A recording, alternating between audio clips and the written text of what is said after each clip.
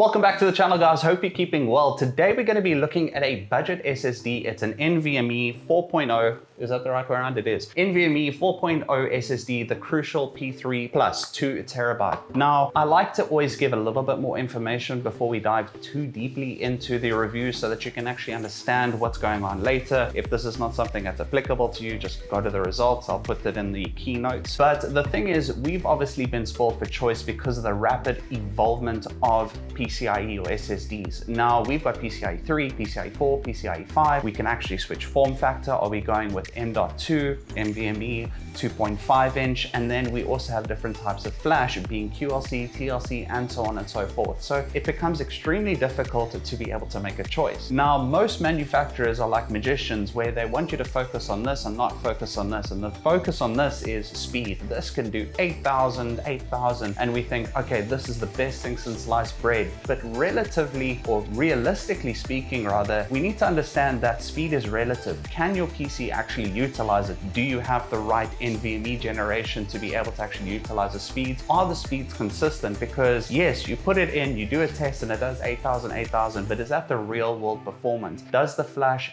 actually perform the way it's meant to? Are there any sudden drops in performance? Now, this is why I'm going to be a lot more harsh when it comes to my SSD testings. I've got a brand new set bench of actual performance measures to be able to see testing on hours and hours to see how the actual performance is going, which will get to performance, and to see what the actual controller as well as the flash has been doing while we've been doing the testing, because that's the real world performance. Now let's look at the specs of the P3 Plus. The version that I have is a 2 terabyte. There are other versions, but it is a PCIe 4.0. It has got QLC flash, and it is the new 176 layer QLC flash from Micron. Its speeds go from 5,000 on read to 4,200 on write, and it has got a Phison E21T controller module. The form factor, as mentioned before, it is an M.2 NVMe at PCIe 4.0. Looking at performance next, I need to make a couple of NBs before we jump into it. Firstly, I did not install the OS on this. I'm going to be doing that after so that we have comparative data sets. It's because I was testing the raw capabilities of the SSD without infringement, but I am going to do post-testing. There's just no way to actually have relative data for that testing, but you'll see it in the next reviews that come with regards to SSDs. But it was in the first slot because that's where you get the best performance, and that was above the GPU, so that heat wasn't a factor, and it was under a heatsink. It was actually on the X670 MSI Pro. The first thing that we're going to look at is the read and write speeds. So the promise on read is 5,000 and write is 4,200, and the test will go from left to right. Crystal Disk Mark peak performance, we hit 5,016. Crystal peak performance 4,364 on write. On 4K, we had a read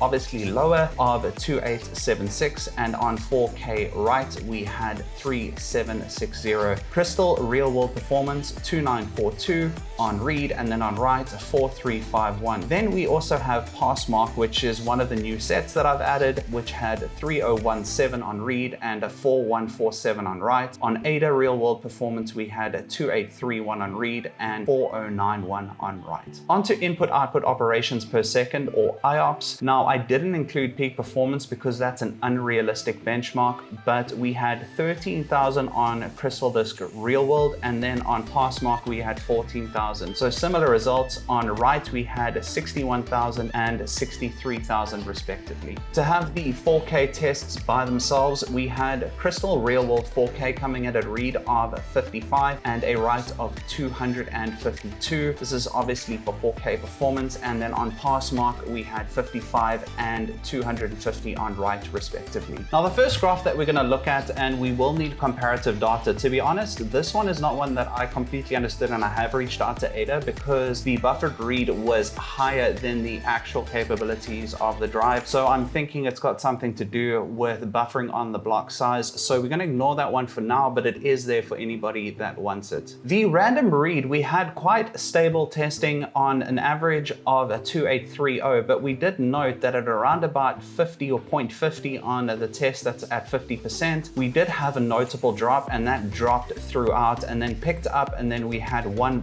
very big drop at around 70 75%. Now that big drop, that random drop, must be attributed, or I assume to be attributed, to the controller module and it not being able to process the information, because we do see a quick recovery. Now again, we will know more with more testing, but again, I want this here for testing purposes. It's time to conclude, and the problem with this conclusion is that next week or the week after, it could be completely irrelevant, and that's because over the last 6 months, we've seen massive drops in the pricing of flash. So please look at this conclusion as it is today, and if you are looking at it in a month's time, make sure that you're noting the price or the percentages, so that if you are keen on getting one, that you're actually looking at it relatively. Now, how did it perform? It performed exactly how it said it would on read and write. Also on real world performance, it was a little bit jittery, especially the fact that I didn't have this on an operating system during testing, but I did mention that I am going to do this going forward. But with all the new data sets, it is going to take a while to have comparative data. But on other reviews, I like looking at what other people have to say when I've concluded mine, and I do agree that the 176 layer flash was a little bit inconsistent, and obviously this new module that's come out from Phison did have a couple of inconsistencies when it came to the testing on dropping, but it wasn't so drastic that I believe it would inhibit any type of performance, especially in gaming, because the read-write speeds of any SSD exceed what your system's actually currently capable of right now anyway. So with that being said, let's look at some of the pricing.